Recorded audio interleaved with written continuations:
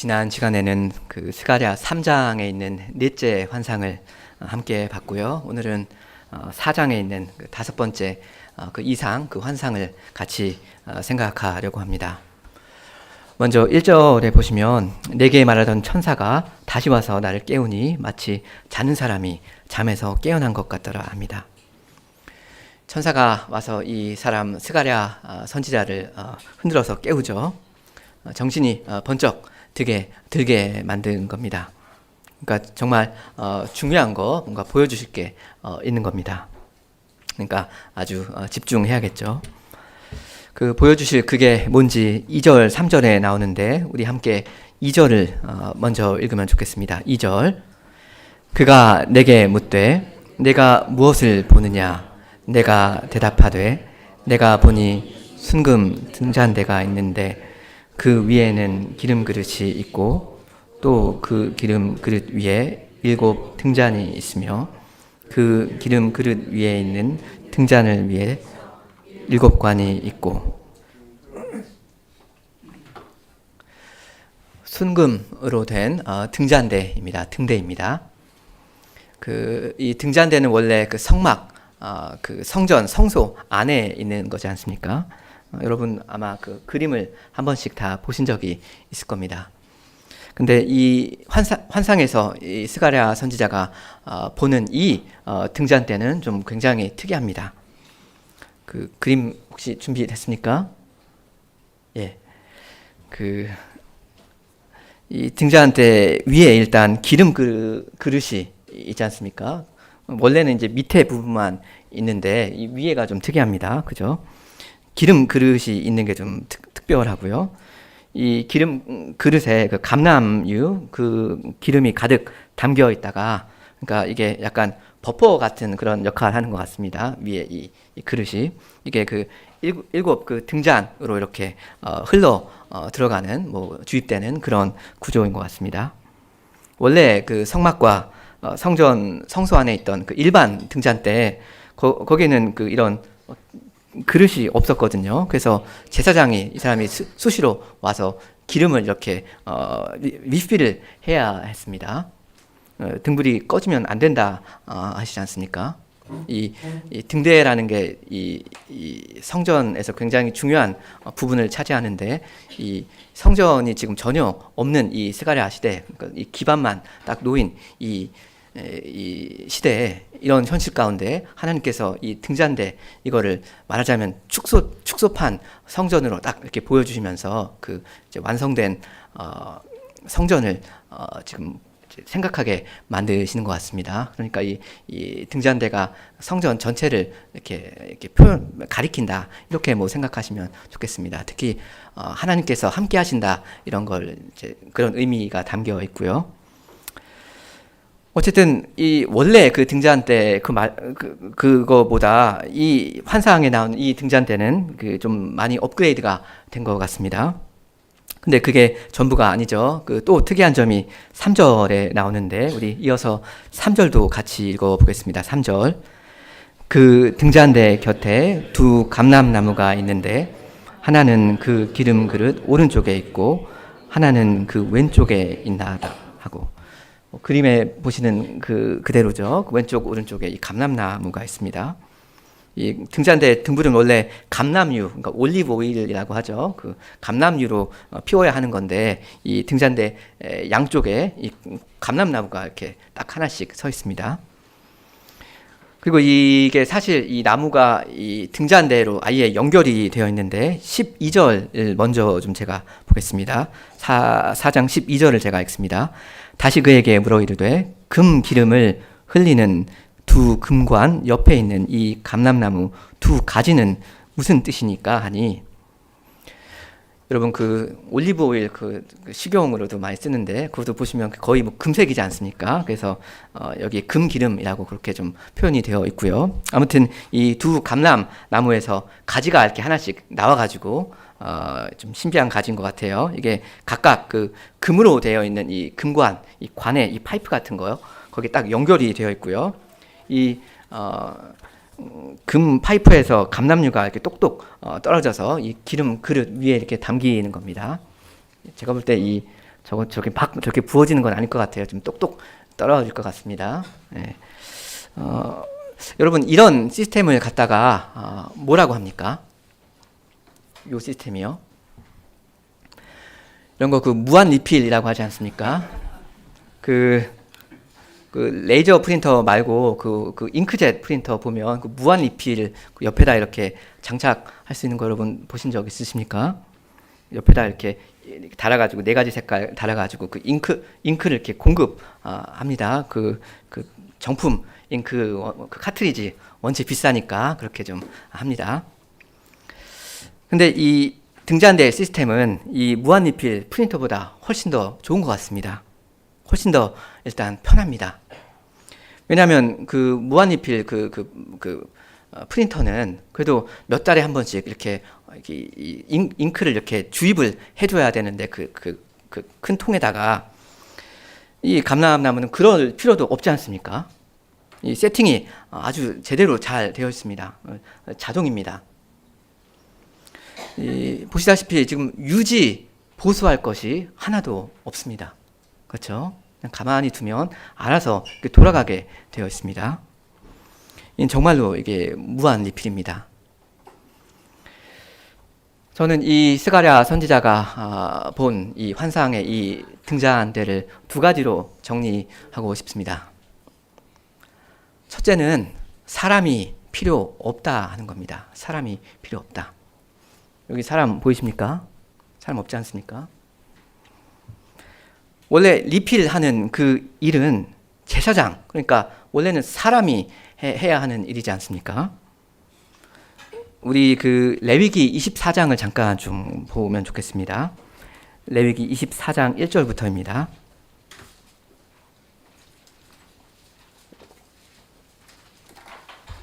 이 등잔대의 첫째 특징이 사람이 필요 없다는 건데, 원래 이 등잔대에는 어떻게 이게 운용이 되었는가, 원래 사람이 필요했다는 점 좀 보려고 합니다. 제가 24장 1절부터 읽습니다. 여호와께서 모세에게 말씀하여 이르시되 이스라엘 자손에게 명령하여 불을 켜기 위하여 감람을 찧어낸 순결한 기름을 내게로 가져오게 하여 계속해서 등잔불을 켜둘지며 아론은 회막 안 진거계 회장 밖에서 저녁부터 아침까지 여호와 앞에 항상 등잔불을 정리할지니 이는 너희 대대로 지킬 영원한 규례라. 그는 여호와 앞에서 순결한 등잔대 위에 등잔들을 항상 정리할지니라. 여기 방금 영원한 규례라고 나왔고 해서 이게 어떻게 영원히 이 성전이 돌아갈 수 있는가 하면 사람이 수시로 와가지고 그걸 리필을 해줘야 했습니다. 원래는 수동으로 이렇게 관리를 해야 했습니다. 사람이 필요했습니다. 근데 오늘 이 본문의 등잔대는 사람이 필요가 없게 그렇게 설계가 되어 있습니다. 완전 자동화 시스템입니다. 그렇죠? 이게 첫 번째 특징이었고요. 사람이 필요 없다. 두 번째 특징은 안정적이다 하는 겁니다. 안정적이다. 원래 무슨 일을 할 때마다 항상 사실 사람이 가장 골칫거리 아닙니까? 항상 인간이 문제를 일으킨다 말입니다. 저도 무역 일을 해봤는데 사장도 제가 사업을 좀 하고 그랬습니다. 그래서 직원한테 일을 시키면 틀어져요. 실수를 합니다. 사고를 치고 그렇습니다. 사고를 치는 건 컴퓨터가 아니래요. 항상 사람입니다. 근데 제사장이 사람인데 이 제사장한테 일을 맡겨 놓았는데 이 성전이 잘 돌아가야 된다. 이걸 너한테 맡긴다 하면서 이 일을 맡겨 놨는데 그 일을 잘 못하면 그럼 어떻게 됩니까? 이 등불이 그냥 꺼지고 마는 겁니다. 이 올스탑 되는 겁니다. 이 성전이. 성전에 문제가 생겨버립니다. 근데 이 등잔대는 이 사람이라는 이 변수가 싹 제거되어 있습니다. 그렇죠? 설마 이 감람나무가 불순종하겠습니까? 주님, 저 당분간 이 기름 생산 안 하겠습니다 하면서 파업을 하겠습니까? 이 감람나무가? 아니지 않습니까? 그러니까 이 등잔대는 세팅이 아주 완벽하게 잘 되어 있는 겁니다. 하나님께서 아주 이게 지혜롭게 잘 디자인을 하셨으니까 너무나도 안정적입니다. 얼마나 안정적인가 하면 이 영원히 갈 겁니다. 이건 딱 봐도 이 등불 영원히 빛날 겁니다. 그렇죠? 이제 꺼주셔도 되겠습니다. 우리 이제 스가랴 4장으로 돌아가서 4절부터 좀 보겠습니다.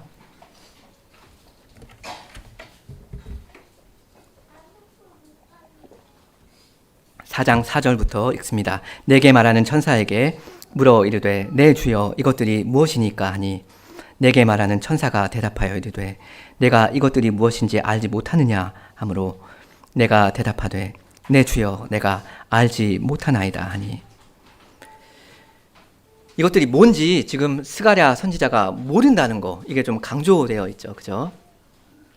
근데 제가 생각하기에 이게 다 뭔지 모르는 거, 그건 뭐 우리가 이해해 줄만 합니다. 이게 뭐 엄청나게 큰 잘못은 아닐 겁니다. 뭐 모를 수도 있잖아요.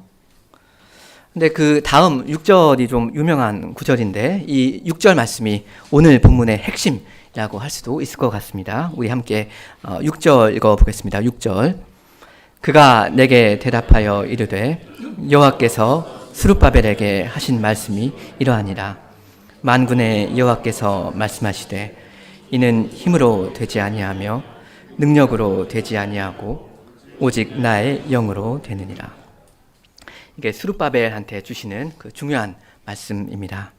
이 사람 총독 스룹바벨은 이 예루살렘으로 귀환한 그 이스라엘 백성의 그 정치적인 지도자였습니다. 리더였습니다.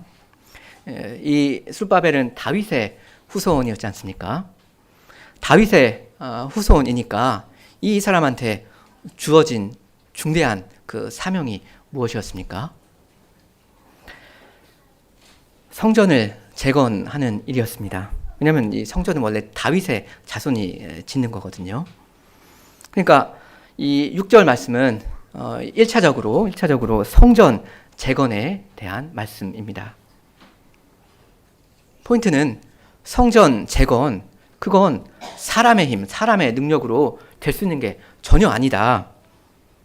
그겁니다.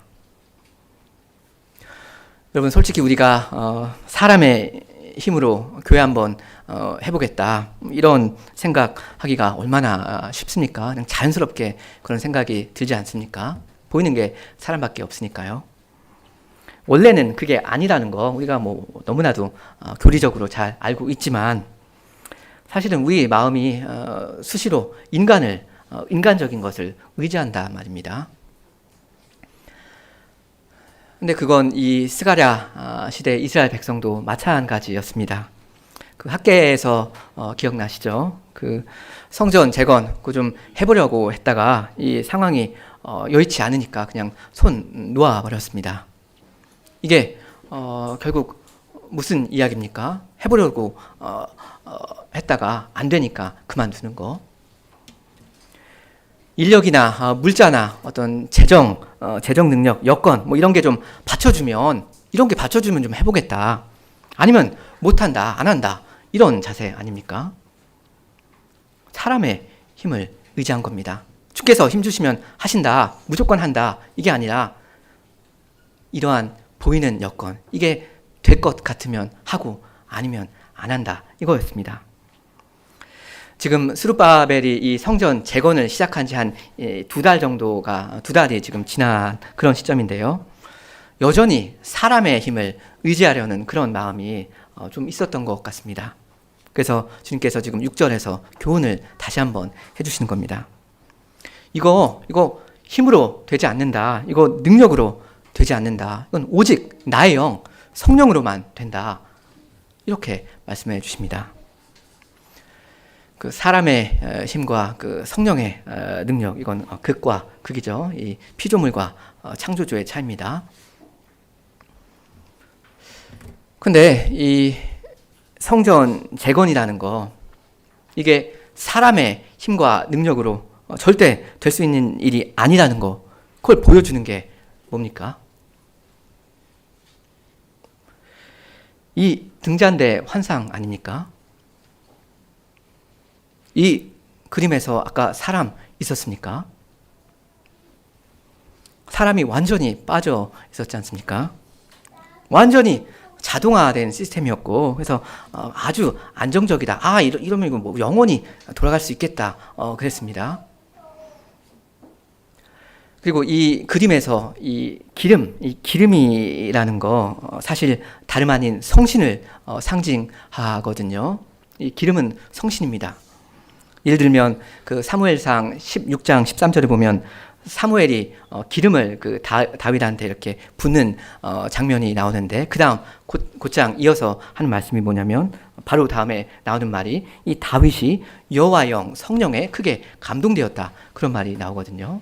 기름과 성신이 딱 붙어 있습니다. 이건 뭐 우리 예수님도 마찬가지죠. 이 사도행전 10장 38절에 보면 하나님이 나사렛 예수에게 성령으로 기름 부으셨다, 그런 구절이 있거든요. 성령은 기름입니다. 기름은 성령입니다. 그러니까 이 전능하신 성신이 계시느냐 마느냐, 이게 전부인 겁니다. 사람이 중요한 게 아닙니다. 교회에 사람이 얼마나 되는가, 몇 명이나 우리 모였냐, 헌금이 얼마쯤이냐, 우리 교회 재정 어느 정도 탄탄하냐, 이런 걸 우리가 자꾸 물을 일이 아닙니다. 만군의 여호와의 이 영이, 이 성령이 우리와 함께 하시는가, 여기에 우리의 온 관심사가 있어야 하지 않습니까?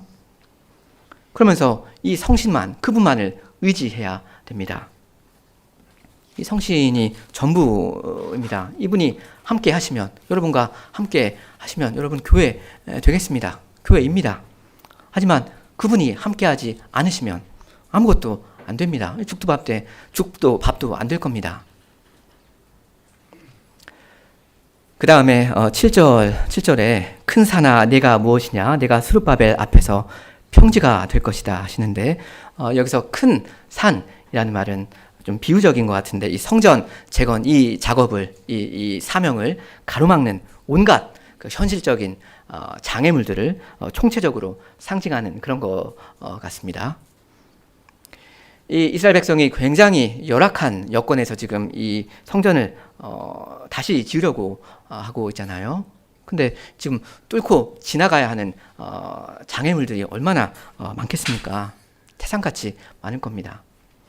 먹고 사는 뭐 경제적인 그런 문제부터 해서 인간관계나 뭐 사회 정치적인 여러 문제, 뭐 어떤 영적인 연약성, 이런 여러 가지 문제가 지금 태산처럼 쌓여 있지 않습니까? 근데 이걸 다 전능하신 하나님께서 그 여호와의 신으로 전부 다 해결해 주시겠다, 싹 다 처리해 주시겠다, 이걸 주님은 지금 약속하십니다. 산을 옮기는 일, 그 사람이 건드릴 수도 없는 그런 문제들을 주께서 처리해 주시겠습니다. 이 지각 변동 주님께서 얼마든지 일으키실 수 있겠습니다. 성신께서 하실 겁니다. 그 다음 7절 하반절에 그러니까 스룹바벨이 머릿돌을 내놓는다 하는데, 이 맥락에서 이 머릿돌이라고 번역된 말은 처음 건축 처음에 그 기반에 이 바닥에 놓는 그 돌이 아니고요.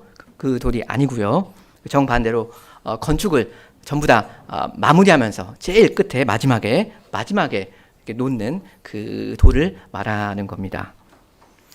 그러니까 말하자면 준공식 때 그 위에다가 이렇게 기념하면서 위에다가 딱 이렇게 얹는 그런 특별한 그런 돌인데, 스룹바벨 이 사람이 이 그 성전 재건의 리더니까요. 이 사람이 그 마무리를 딱 하면서 이 돌을 딱 거기다 얹으면서 이스라엘 백성이 신이 나서 뭐라고 외칠 건데요. 요 부분은 7절 하반절 부분은 살짝 제가 번역을 수정하는 게 좋은 것 같습니다. 이게 직역하면 은총이 그것에 하는 말인데요. 은총이 그것에, 그에게가 아니라 그것에 라고 하는 게 맞습니다. 은총이 그것에. 이걸 뭐 두 가지 의미로 크게 생각할 수 있을 것 같습니다. 첫째로는 하나님의 은총이 이 완성된 성전에 정말로 함께 하셨다. 그분의 은총이 있었기에 이렇게 우리가 완성할 수 있었다. 이 성전을 완성할 수 있었다. 이렇게 이미 주신 이 은총에 감사하는 걸로 이렇게 이해하셔도 좋을 것 같고요. 그리고 둘째로는 앞으로 은총을 주실 이 성전이 계속 이렇게 운영되어 가야 하지 않습니까? 앞으로도 은총을 주실 그걸 구하는 걸로 이해하셔도 좋을 것 같습니다. 주님 계속해서 주님의 은총으로 우리 이 성전에 함께 주십시오. 이렇게요. 여하튼 이 말의 포인트는 분명하죠. 하나님의 은혜가 전부다 하는 겁니다. 성전은 오직 하나님의 영으로 된다 이겁니다. 야, 우리가 해냈다. 우리의 힘이 얼마나 위대한가 이렇게 자축하는 거 아니죠. 주께서 하셨다. 이렇게 지금 찬송하는 겁니다. 그 다음 8절부터 10절에 비슷한 말씀이 계속되는데 제가 8, 9절을 읽습니다. 여호와의 말씀이 또 내게 임하여 이르시되 스룹바벨의 손이 이 성전의 기초를 놓았은즉 그의 손이 또한 그 일을 마치리라 하셨나니 만군의 여호와께서 나를 너희에게 보내신 줄을 내가 알리라 하셨느니라.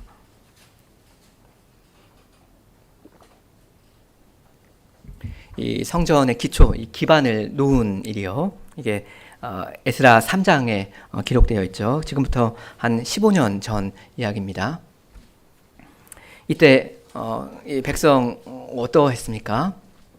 여기 보면 굉장히 기뻐했습니다. 이렇게 찬송했습니다. 주는 지극히 선하심으로 그의 인자하심이 이스라엘에게 영원하시도다. 그 인자하심이 영원하다. 우리한테 영원하다. 이렇게 찬송했었습니다. 이렇게 그 일을 시작했거든요. 감사 찬송을 했는데 근데 그 찬송이 오래가지 못했습니다. 이 성전 기초를 딱 두고 그 다음에 뭔가 좀 하는가 싶더니 뭐가 좀 되는가 싶더니 그냥 이게 흐지부지 되어버렸습니다. 근데 이번에는 여기 9절에 보면 그의 손이 또한 그 일을 마치리라 이렇게 주께서 약속하십니다. 차이가 뭐죠? 이제 이 이스라엘 백성은 성신님의 의지에서 일을 할 거고요. 이 성신께서는 그 일을 완성하실 겁니다. 주님께서 해 주실 겁니다. 우리 10절을 함께 읽으면 좋겠습니다. 10절. 작은 일의 날이라고 멸시하는 자가 누구냐? 사람들이 스룹바벨의 손에 다림줄이 있음을 보고 기뻐하리라. 이 일곱은 온 세상에 두루 다니는 여호와의 눈이라 아니라. 여러분, 이때 당시에 이 이스라엘 백성이 그 성전을 재건하는 그 일, 이게 작고 하찮은 일이었습니까? 여러분이 오늘날 이 은혜의 개혁교회를 이루어가시는 이 일은 어떻습니까? 사람의 눈으로 보면 작고 하찮은 일인 거 맞을 겁니다. 사실일 겁니다. 이게 다 별 의미 없는 일인 것 같기도 하고 괜히 사서 고생하는 것 같고 그렇게 보일 겁니다. 그리고 우리가 이렇게 힘을 좀 써봤자 우리가 과연 몇 명 되지도 않는데 우리가 뭘 할 수 있겠는가 이렇게 비관적으로 생각할 수도 있을 겁니다. 사실은 뭐 사람의 힘만 생각하면 사람의 힘만 의지하면 사실은 그렇게 현실적으로 생각하는 것이 그게 옳을 겁니다.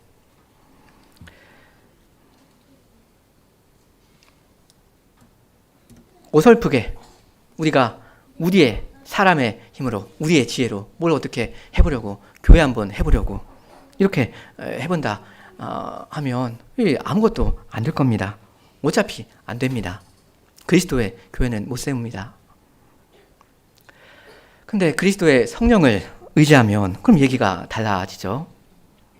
여러분이 이 성령 하나님만을 정말로 바라보신다면 그럼 여러분의 생각도 달라지셔야 할 겁니다. 여기 10절 끝에 여호와의 눈이 나오지 않습니까? 여호와의 눈.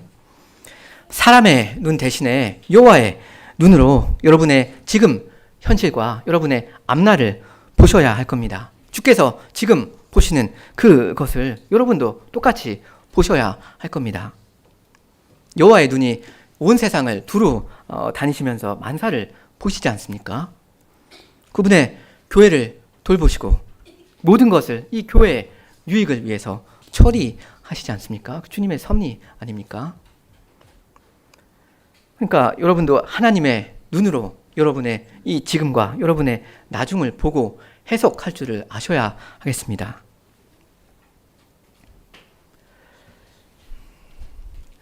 이렇게 6절부터 10절까지 해서 주님께서 스가랴한테 참 풍성한 말씀을 주셨습니다. 근데 스가랴가 이걸 전부 다 깨닫지 못한 것 같습니다. 뭔가 만족스럽지 않은 게 남아 있는 것 같습니다. 여기 보면 이제 질문이 남아 있습니다. 두 감람나무에 대한 질문이 나오는데 11절부터 11절 제가 읽습니다. 내가 그에게 물어 이르되 등잔 때 좌우의 두 감람나무는 무슨 뜻이니까 하고, 아까 4절에서도 스가랴가 이미 이 질문을 했었죠. 이거 뭡니까? 지금 이 11절은 결국 이걸 또 한 번 묻는 건데요. 다만 이 초점이 좀 더 구체적으로 감람나무에 지금 가 있죠. 참고로 그 원문에 보면 뜻이라는 말은 없거든요. 그러니까 이 11절에 이 두 감람나무는 무슨 뜻입니까? 이게 무슨 뜻입니까? 이걸 지금 묻는다기보다는 이 두 감람나무는 무엇입니까? 이게 뭡니까? 라고 이렇게 이 나무들의 정체가 무엇인지 그걸 지금 묻고 있는 겁니다. 여러분은 그 답을 알고 계십니까? 12절에 보면 다시 그에게 물어 이르되 합니다. 다시 물었다 한 거 보면, 그러니까 이 11절 질문에 천사가 답을 안 해준 겁니다. 이 두 개의 감람나무 이거 뭡니까? 이거 중요한 것 같아서 이거 묻는데 이 질문을 이 천사가 약간 무시를 지금 한 것 같습니다. 그래서 스가랴 선지자는 끈질기게 계속 묻습니다. 12절에 보면 다시 그에게 물어 이르되 금 기름을 흘리는 두 금관 옆에 있는 이 감람나무 두 가지는 무슨 뜻이니까 하니. 11절과 거의 똑같은 질문이죠. 결국 이 감람나무에 대한 질문인데, 특히 여기서는 이 등잔대에 연결되는 부분, 이게 뭐냐 이겁니다. 이 감람나무랑 이 등잔대랑 이게 이 두 개 무슨 관계가 있느냐. 이 나무랑 이 등잔대는 성전을 가리킨다 했죠. 이 나무랑 이 성전이랑 무슨 관계가 있습니까? 이걸 지금 알고 싶습니다 하는 거죠. 여러분은 그 답을 알고 계십니까?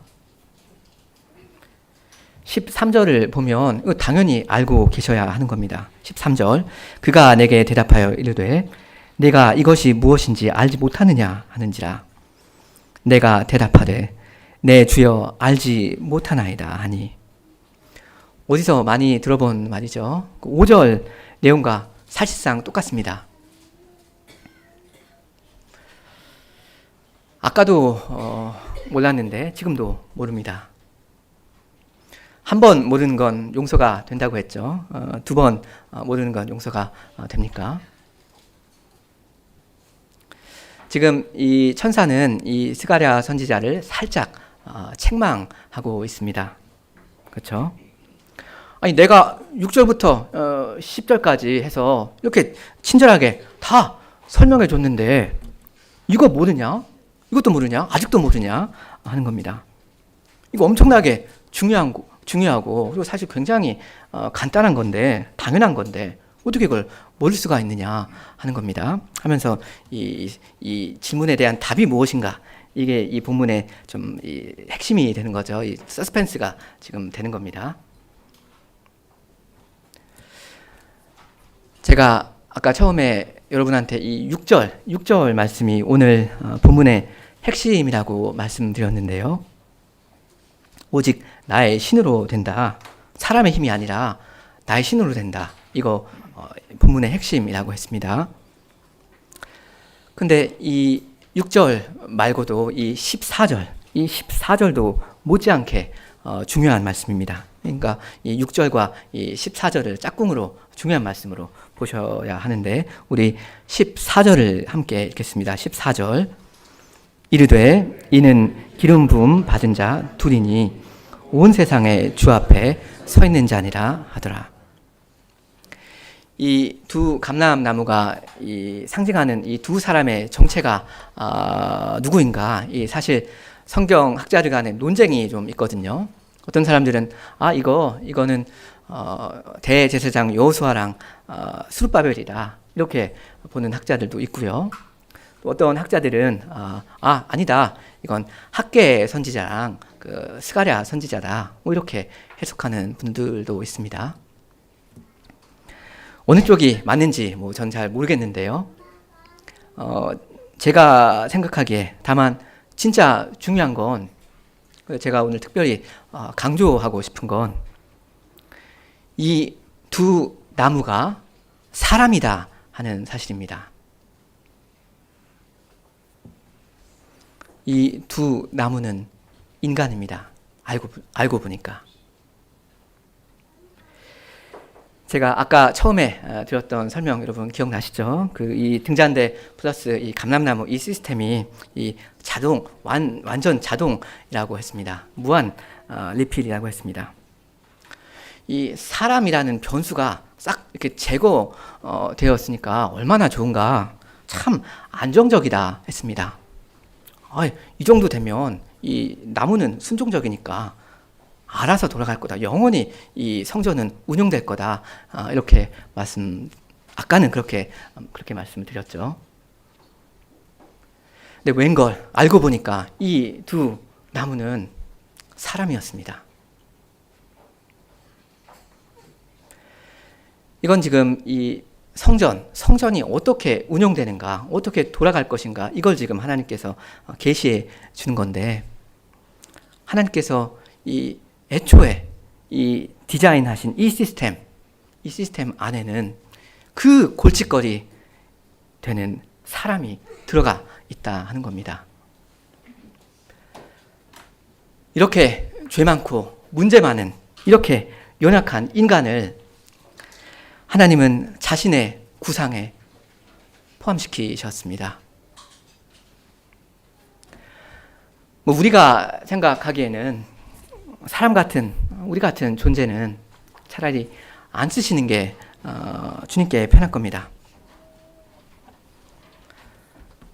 사람보다는 나무가 훨씬 나을 겁니다. 주님, 나무를 쓰십시오. 나무는 불순종 안 하니까요.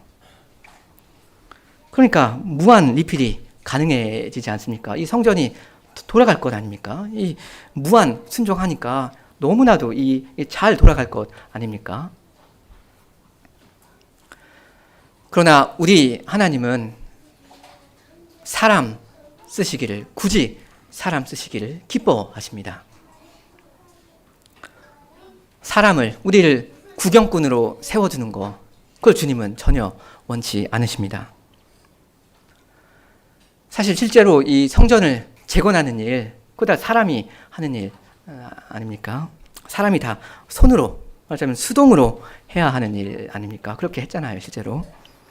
사실 여기 9절에도 보면 성전의 기초를 놓는 일이나, 혹은 그 일을 마치는 일이나, 이 시작이나 끝이나, 이거 사람이 하는 것 아닙니까?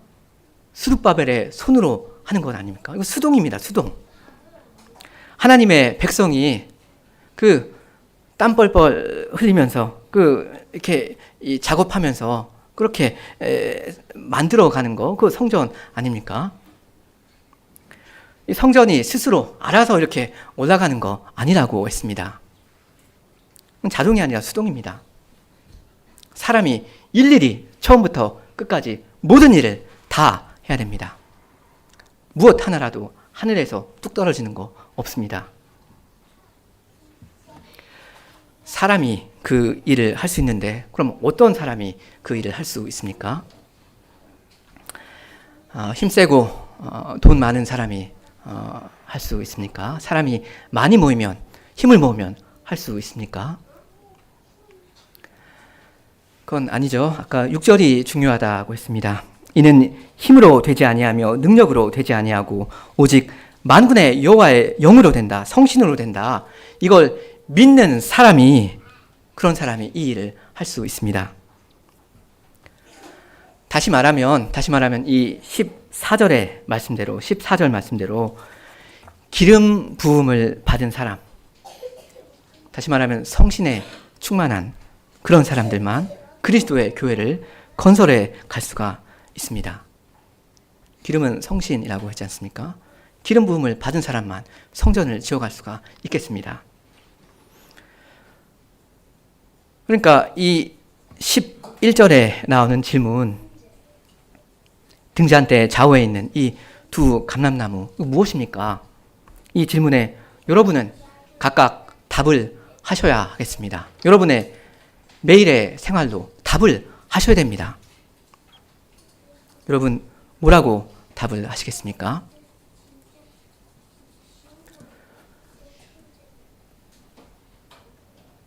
성신께서 다 알아서 하실 거니까 우리는 할 일 없습니다. 우리는 그냥 가만히 앉아 있겠습니다. 알아서 하십시오. 이렇게 여러분 답하시겠습니까? 그런 것이 성신을 의지하는 것입니까?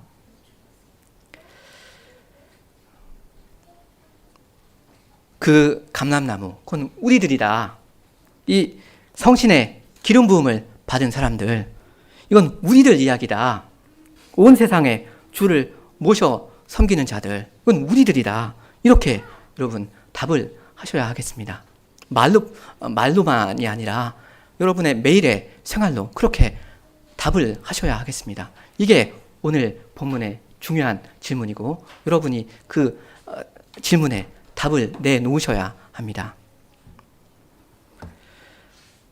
구약의 제사장들이 감람류를 갖다 채우던 그 일 우리가 한다. 우리가 제사장 나라다. 등잔대가 가리키는 그 성전이 가리키는 그리스도의 몸된 교회, 그 우리가 이뤄간다. 이렇게 여러분 고백하셔야 합니다.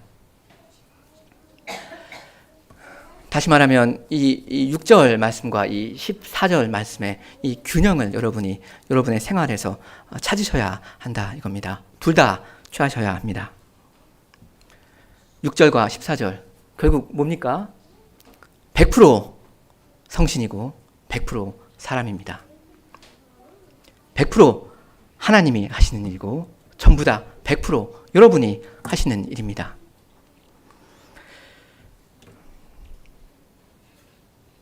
결코 사람의 힘으로, 우리의 힘으로 무엇을 하려고 하지 않고 오직 성신을 의지하려는 바로 그러한 성도 여러분이 한낱 사람이신 여러분께서 이 그 전능하신 성신에 의지해서 모든 일을 전부 다 처음부터 끝까지 하셔야 합니다. 여러분의 그 생명을 다 소진해 가시면서 그리스도의 교회를 이 땅에 건설해 가셔야 합니다.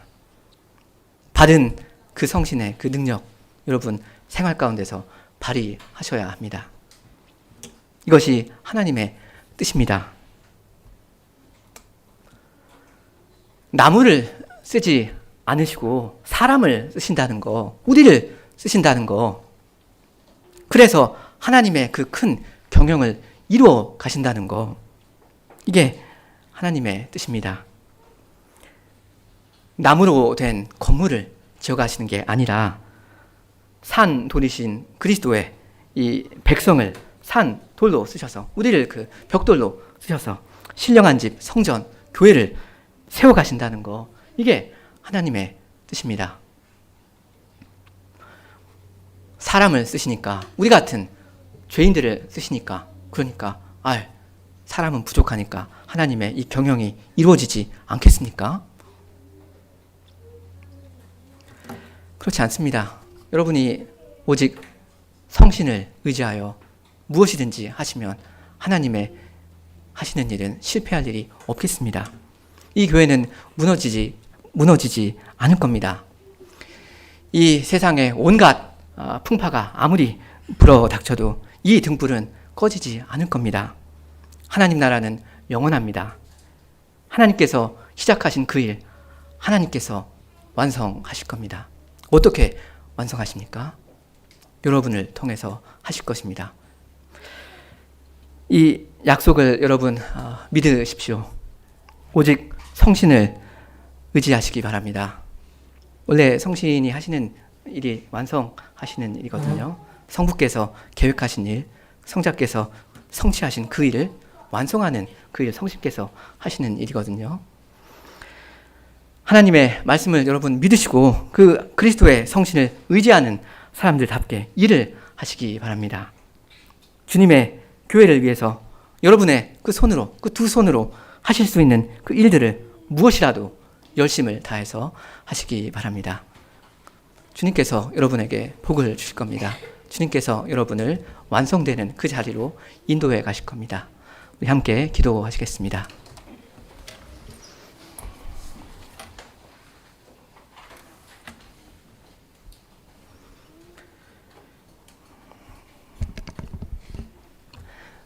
전능하신 주님, 저희는 한낱 사람일 뿐이오며 저희는 기왕의 죄인이온데 하나님께서는 그 전능하신 능력으로 저희 같은 사람들을 쓰기를 기뻐하시는 것을 저희가 믿사옵니다. 저희의 이 손으로 할 수 있는 것은 아무것도 없사오나 하나님의 성령이 저희와 함께 하시면 저희가 모든 것을 할 수 있음을 저희가 믿사옵니다. 하나님을 믿는 믿음을 저희에게 더욱 주시옵소서. 저희가 저희의 힘으로, 사람의 힘으로 무엇을 해보려고 하는 그 시도를 멈추고 오직 하나님의 성령, 그리스도의 성신에 의지하여 모든 일을 시작하고 그 완성을 향해 나아갈 수 있도록 하여 주시옵소서. 이 교회에 주님 복을 주시고 늘 함께 하여 주셔서 그 가는 일에, 그 가는 모든 길에 주님께서 약속하신 그 모든 일들을 이루어 주시옵소서. 그러므로 하나님의 영광이 이 교회 안에 나타나고 그 하나님의 영광을 보는 저희에게 기쁨이 가득하게 하여 주시옵소서. 예수님의 이름으로 기도합니다. 아멘.